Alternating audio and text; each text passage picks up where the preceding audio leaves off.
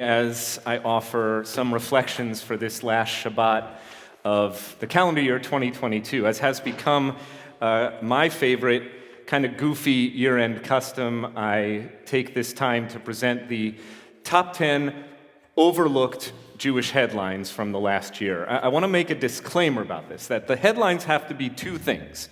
They have to be generally overlooked, which means no Vladimir Zelensky on this list. It's great for the Jews. Really, really big headline, though, so not overlooked. Times Man of the Year, Person of the Year. We won't be talking about Zelensky. And no Sam Bankman-Fried, right? So not overlooked, also not good for the Jews. That's the second condition. Generally, we want the news that I share tonight to be good for the Jews, because that's the stuff that gets overlooked, right? We've had a year that started with hostage-taking at a small shul in Colleyville, Texas. Bad for the Jews, not overlooked, not on the list. In addition to Zelensky and Sam Bankman-Fried, we also have heard a lot in the last few weeks about the new government in Israel. Maybe good for the Jews, maybe difficult for the Jews, not overlooked. We're not going to talk about it. But before we talk about any of these top 10 overlooked Jewish headlines for 2022, which are uniformly good for the Jews, first, a little Torah. We need to root our talk in the study of Torah. And so, it's actually chapter 46, verse 13, typo. We meet Joseph and his brothers at the climax of the story, the big reveal. Joseph, who has been going about as the high viceroy to the very Pharaoh of Egypt, has welcomed his brothers with all sorts of chicanery and deceit in order to test whether or not they have become honest men, unlike the dishonest young men that they were who sold their brother into slavery in Egypt. So now Joseph, having risen to this position of power and prominence, has the very lives of all of his brothers in his hand, but he can hold back no more. He has to tell them that the game is over. He says, Ani Yosef ha'od avichai, some of the most famous lines in all of Torah. I am Joseph. Is my father still alive? Because, of course, that's the emotional heart of the story, is the bereavement that Yaakov, that Joseph and his brother's father went through when his brothers told him that Joseph had been torn apart by a wild beast and handed him the bloodied coat of many colors as so-called evidence. Is my father still alive? What often gets overlooked, though, is a verse just a handful of verses down the road, where Joseph says to his brothers, look, we're going to arrange to bring Dad to Egypt. Everybody in Canaan is starving. We've got food here. I've come up with a national rationing program. Bring Dad back. And by the way, don't forget this. V'higaratem le'avi et kol kevodi b'mitzrayim. You must tell my father of my glory in Egypt. Ve'et kol asher ri'item umihartem v'horaretem et avi hena. And of everything that you've seen here in Egypt, meaning me, you've seen what I'm up to, hasten and bring my father down to Egypt. In other words, don't forget to tell my father what a big shot I've become. And ever since, we've loved to brag on the Jews, right? If we have good news to share about how well the Jews are doing, be sure to tell it far and wide. And that introduces our theme for the top 10 overlooked headlines of the year 2022 that have been good for the Jews. We're going to brag on the Jews for the next few minutes. So, very recent news, actually just about 2 weeks ago, King Charles III danced the Hora at JW3, which is a Jewish community center in North London. There he is with, there's actually this great picture of him with the woman next to him who's being blocked by the younger woman. He's with this sweet old bubby. This only days after, by the way, he presented Rishi Sunak, who's the new prime minister of the United Kingdom, with sweets for Diwali. And he made an interesting statement. He says that he would like to be known as defender of faith instead of the traditional name for the monarch, one of the many names for the monarch in the UK, which is defender of the faith. Charles has always had an interest in a more religiously pluralistic society, so now here he is walking the walk, or dancing the dance, at a JCC in London. These two fellows are two of the three winners of the Nobel Prize in Economics. On the left, Ben Bernanke. You probably recognize him. He was a chair of the Federal Reserve from, I think, 2006 to 2014. His partner, a guy named Douglas Diamond, and there's a third guy whose name is Philip Dybvig. I'm not sure how to pronounce it. He's actually a WashU professor at the Olin School of Business, right, Jonah? Have you taken any classes with him? Well, you can't because you're graduating this spring, and he's been placed on administrative leave because of sexual harassment allegations against him. Well, look it up. He's also really a little bit weird looking. Look up the guy. He's got like Wolfman Jack. Like he's got a look. I'm just saying. Objectively, he's weird looking. Okay, and he's also not Jewish. So we're going to leave him. We're going to overlook him, and we're going to celebrate the fact that Ben Bernanke. What did they get the Nobel in economics for? Of course, how banks fail.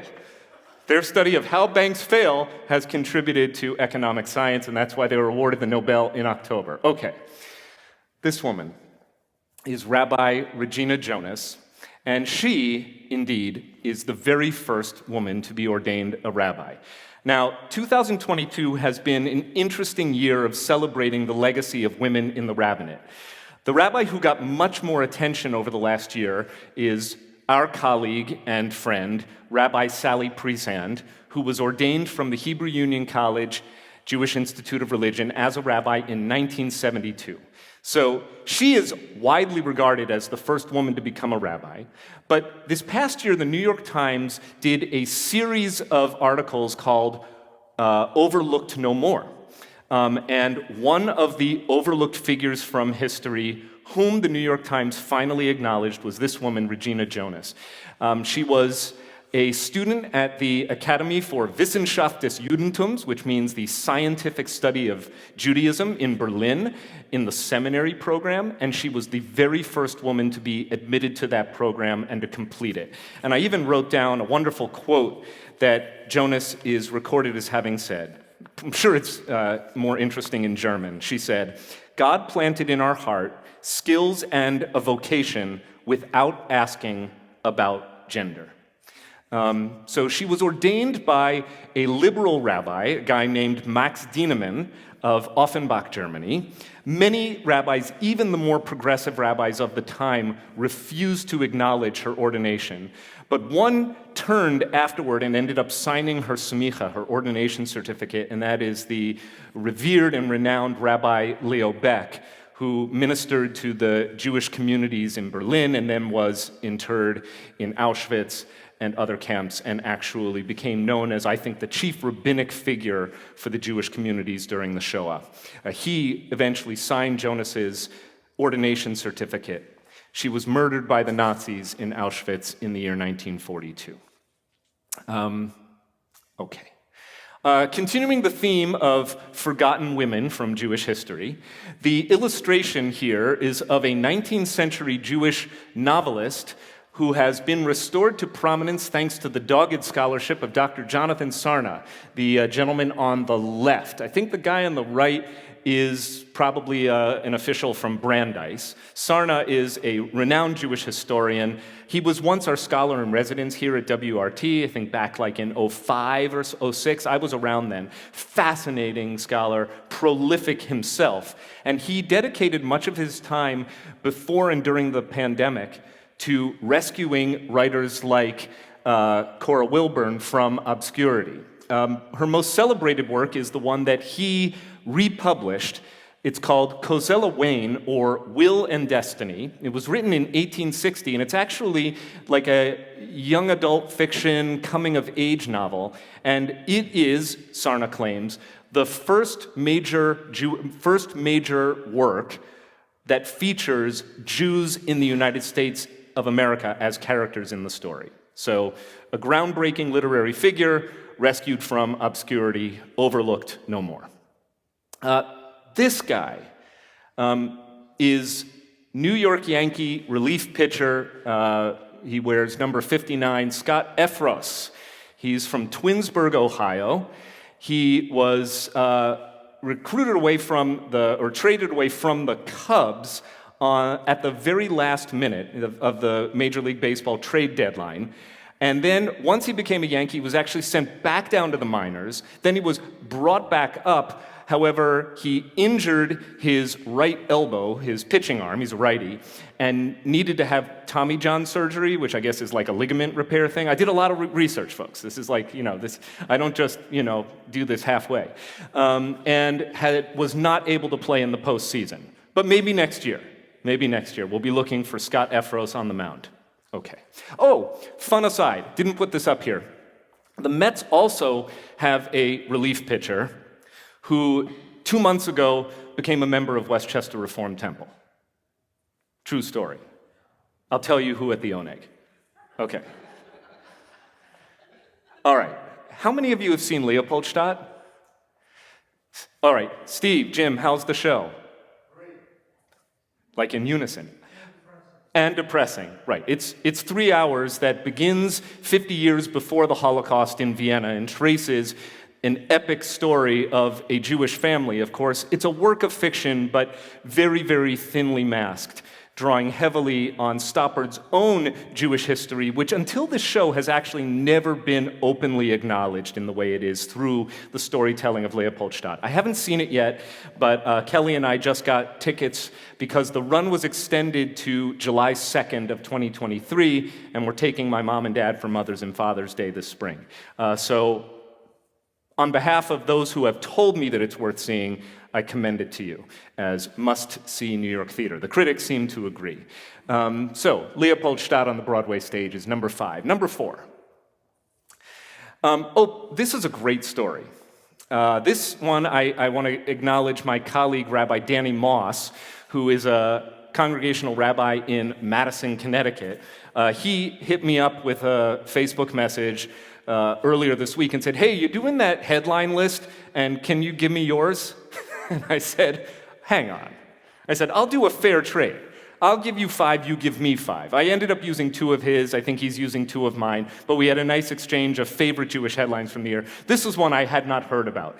This actor on the left, Shira Haas, whom you may recognize first from Shtisel, and then from Unorthodox, where she really is the lead figure in that show, has been tapped to play Sabra, a little-known Jewish superhero from the Marvel world of comics, now the Marvel Cinematic Universe. So she's going to be the next Marvel superhero. And of course, this announcement, which was made in late September, has come with its own share of controversy about the superhero character herself, who apparently, some critics say, is an unfair stereotype of the heroism of Israelis, and it unfairly characterizes Palestinians as terrorists. I can't wait to see the movie, by the way. 2024, it's the next Captain America movie in the franchise. Look for Sabra, as played by Shira Haas. Are they getting more exciting as we get to number 1? Okay. I put them in just random order. Okay, number 3. This was really an extraordinary headline. Jewish population rose last year. World Jewish population is now standing at 15.3 million, up from 15.2 million in 2021, as recorded by the Jewish Agency for Israel, which also is the department that administers Aliyah, the right of return and immigration to Israel. According to the law of return, by the way, which uses the same metric that the Nazis used for singling out Jews for death in the Holocaust, Israel will admit Jews with 1/8 Jewish ancestry, meaning you had 1 Jewish grandparent. That can qualify you to emigrate to Israel as an oler and olah, an immigrant, under the law of return. According to the law of return, the Jewish Agency estimates that over 25 million people worldwide are actually eligible to make Aliyah. But the number of people who are identified as Jewish themselves stands at a little over 15 million, up from last year. And Israel absorbed its greatest number of new immigrants in 20 years. on account, of course, of Putin's assault on Ukraine. And interestingly, a greater number, by almost double, of Jewish immigrants left Russia than Ukraine. But that's just because there are many more Jews living in Russia than Ukraine. Russia is a much bigger country than Ukraine. It is estimated that upwards of 14,000 Jews have, since the war began in late February, emigrated from Ukraine to Israel, and it is estimated that upwards of 26,000 have left Russia. It has become much harder to leave Russia right now. The Jewish community is fearful for their lives if they try to get out. So it's very, very difficult. There was a fascinating article in the Times about the chief rabbi of Moscow who actually emigrated to Israel among the other olim from Russia. All told, there are still upwards of 500,000 Jews left in the former Soviet Union. So that's Russia and all the other states of the so-called former Soviet Union, Iron Curtains, etc. Israel's Jewish population rose from 6.95 million to 7.08 million, making it definitively the largest Jewish population center in the world, not eclipsing, however, the stable 6 million Jews who identify as Jews and reside in the United States of America. This woman has also visited WRT. I think she was last here in 2008. She is a renowned Jewish historian and now diplomat, special envoy to monitor and combat anti-Semitism as appointed by Joe Biden and confirmed by vote of the Senate in March of 2022.